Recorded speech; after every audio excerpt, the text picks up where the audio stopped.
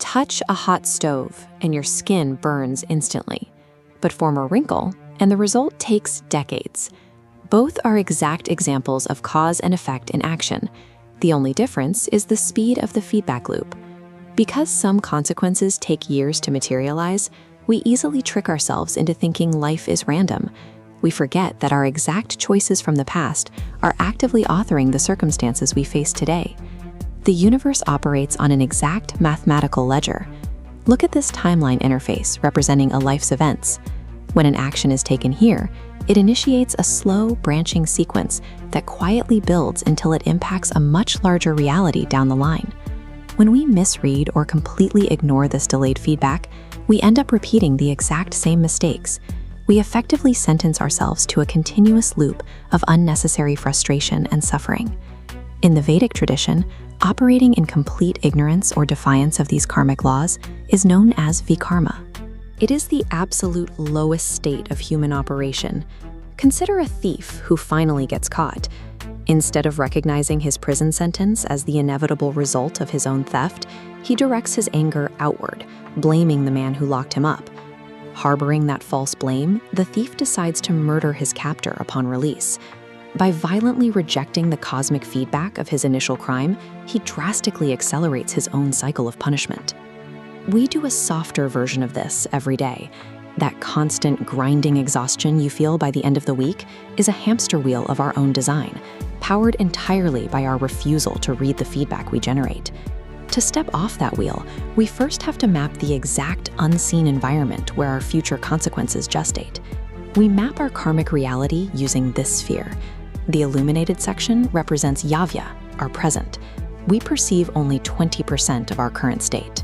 For the rest, we rely on people around us to act as reflective mirrors to expose our blind spots. The unlit space holds the second phase, Navya, or the unmanifest. This acts like the dark matter and dark energy of our lives, an invisible but highly active environment where the consequences of our past actions gather weight. Inside that swirling mass are the final two phases, the seeds of our actions, waiting for the exact right environmental conditions to sprout. When the timing aligns perfectly, they cross the threshold into our visible reality. Throughout history, profound minds were highly attuned to feeling this unmanifest data. Innovators like Nikola Tesla reportedly possessed an acute awareness of incoming events, sensing their exact shape long before they materialized in the present. Once we map this hidden physics engine, we realize our fate is entirely logical. We have the power to intentionally change the inputs we feed into the system. The first deliberate step upward is Sukarma. This means acting in transactional harmony with your environment by doing unto others exactly what you want the universe to do for you. The mechanics are highly literal. Want to acquire deeper knowledge? You must actively teach others. Want more vital energy? You must help others cultivate theirs. This transactional goodwill creates highly favorable conditions and material success. However, it still leaves you tethered to the material ledger, constantly working for a cosmic payout. To evolve past that, you must reach Akarma.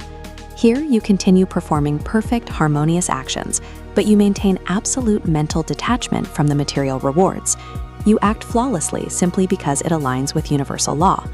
By refusing the psychological attachment to the fruit of your labor, you successfully sever the knots that bind you to the cycle of suffering.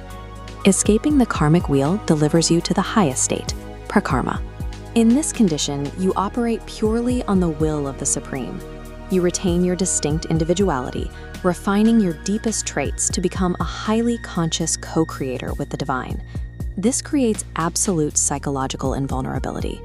A person operating at this level accepts the ultimate power of an empire, or total public humiliation, with the exact same joyful detachment. Historical spiritual ascetics achieved this radical alignment. Figures like Saint Seraphim maintained total internal tranquility, operating completely independently of the material chaos swirling around them. We receive bodies, resources, and oxygen from our lineage and our planet.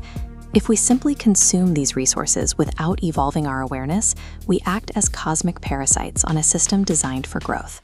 By mastering our deepest internal intentions, we cease being victims of a reactive universe. We step cleanly off the treadmill of suffering, and we begin our deliberate ascent toward ultimate actualization.